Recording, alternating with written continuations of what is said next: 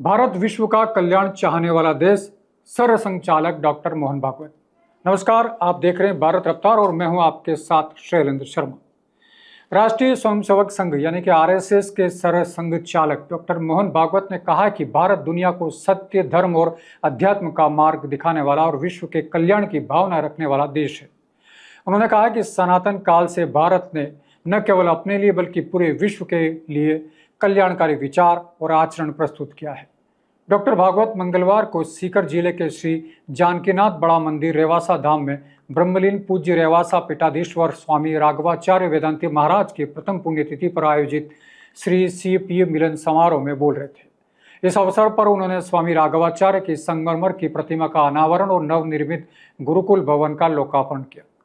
सरसंघचालक ने कहा कि इतिहास ने जब आंखें नहीं खोली थी तब से विश्व को सत्य, धर्म और अध्यात्म का मार्ग दिखाने और मानवता के कल्याण का कार्य भारतवर्ष और भारत का हिंदू समाज कर रहा है। सनातन काल से रीति ऐसे ही चल रही है। कहीं उतार चढ़ाव आए, कभी हम स्वतंत्र रहे, कभी वैभव संपन्न रहे, कभी हम दरिद्र हो गए, कभी हम परतंत्र हो गए, अत्याचारी पीड़ित हो गए, फिर भी यह काम लगातार चलता रहा। जब जब दुनिया को विशेष रूप से इसकी आवश्यकता पड़ती है तब भारत का उत्थान होता है। आज हम देख रहे हैं अप्रत्याशित रूप से अगर स्वतंत्रता के बाद का हमारा इतिहास देखें तो इतिहास के आधार पर कोई यह तर्क नहीं कर सकता कि भारतवर्ष उठेगा, लेकिन भारतवर्ष उठ रहा है, विश्व में अपना स्थान बना रहा है। डॉक्टर भागवत ने कहा कि भारत के स्वतंत्र होने के बाद लोगों ने भविष्यवाणी की थी कि यहाँ प्रजातंत्र चल नहीं सकता। प्रजातंत्र चला भी, और जब इस संकट आया तो लोगों ने इसका प्रतिकार करके प्रजातंत्र को कायम रखा। आज भारत आश्चर्यकारक रीति से प्रजातांत्रिक देश के नाते प्रजातंत्र के मामले में सारी दुनिया से आगे है। उन्होंने कहा कि सत्य एक ही है, वही विश्व रूप है और वही विविध रूप में दिखाई देता है। मिथ्या कुछ समय तक छी चलती है, बाद में सब एक ही में विलीन हो जाता है। इसलिए हमारे यहाँ संतों की ऐसी कथाएं भी मिलती है। रामकृष्ण के जीवन का एक प्रसंग वर्णित है कि पंचवटी में वे गंगा को निहारते हुए बैठे थे। निहारते निहारते उनका ध्यान लग गया और वे आसपास के समग्र दृश्य के साथ एक रूप हो गए। उसी समय सामने की हरियाली पर से एक गाय गुजरी। वे इतने गहरे एकत्व में लीन थे कि उनके अपने सीने पर गाय के पैरों के निशान पड़ गए। इतनी गहन तन्मयतापूर्वक संपूर्ण सृष्टि के साथ प्राप्त करने की गुरु कुंजी हमारे पास है, यह चाबी हमारे पास है और यह कल्याणकारी चाबी सभी लोगों के लिए है। ऋषि मुनियों ने सोचा कि सब एक हैं, सब अपने हैं। जो इतना महान श्रेय हमें मिला है उसे संपूर्ण विश्व को देना चाहिए, लेकिन पूरे विश्व को यह देने के लिए केवल एक ही व्यक्ति पर्याप्त नहीं है। इसके लिए एक पूरा राष्ट्र अपना जीवन ध्येय बनाकर इसे जिए। इसी उद्देश्य से ऋषियों ने अपनी तपस्या से इस राष्ट्र की निर्मित की है। डॉक्टर भागवत ने राघवाचार्य जी का स्मरण करते हुए कहा है कि मेरा उनसे संबंध सरसंघचालक बनने के बाद ही हुआ। पहली भेंट में मेरे मन में दो बातें आई। पहली, उनके हृदय में सभी के लिए स्नेह था और दूसरी, वे सभी को आत्मीय भाव से देखते थे। उन्होंने कहा कि उनके जीवन काल में मैं एक बार रेवासा धाम आ चुका हूँ। उस समय उन्होंने मुझे गुरुकुल के छात्रों से भी मिलवाया था। उस वक्त भी वही स्नेह और समाज के प्रति वही तड़पन दिखाई दी। बहुत से ऐसे संत हैं जो संघ के कार्यक्रमों में नहीं आते, लेकिन वे स्वयंसेवक ही होते हैं।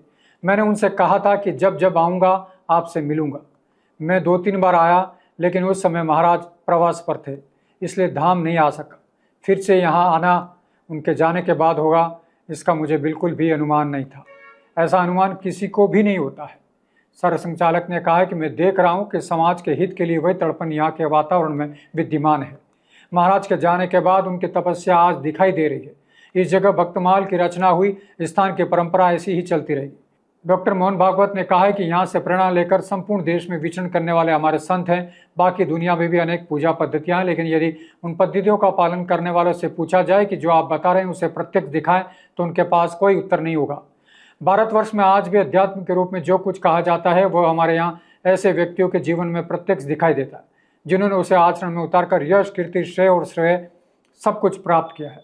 ऐसा जीवन हमारे बीच ही है, जो हमारे साथ चलते फिरते हैं, हमारे जैसा खाते पीते हैं और सामान्य ही दिखाई देते हैं। तुकाराम महाराज महाराष्ट्र के एक संत हैं। उन्होंने कहा है कि हम यहाँ के तो है नहीं, हम तो भगवान के हैं और बेकुंठ के हैं। यहाँ पर क्यों आए हैं? वह मराठी में रहते हैं। आमी बेकुंठावासी आलो यांची कारणासी, इसी कारण से यहाँ पर आए हैं। ऋषियों ने जो कहा इसका सत्य आचरण हर समय तब वे देश काल परिस्थिति के अनुसार करके बताते हैं कि हम यहाँ पर हैं। उन्होंने कहा कि राघवाचार्य जी ने संस्कृत और संस्कृति के उत्थान के लिए उल्लेखनीय कार्य किया। यहाँ सभी का आगमन सदैव सहज, निर्बाध और बिना किसी भेदभाव के होता रहा है। संतों का जीवन इसलिए है और ऐसे संत का स्मरण आज हम 1 साल बाद कर रहे हैं।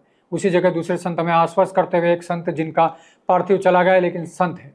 इसलिए मैं मानता हूं कि जब तक इस स्थान और उनकी महिमा को चलाने वाले संत लोग हैं, तब तक हमको राघवाचार्य महाराज सदैव इस पीठ पर लिखते रहेंगे। आज जब दुनिया भौतिकता की दौड़ में उलझी है, भारत को अपने उस असली स्वरूप को याद रखना होगा, सत्य, धर्म और कल्याण का संदेश देने वाला भारत।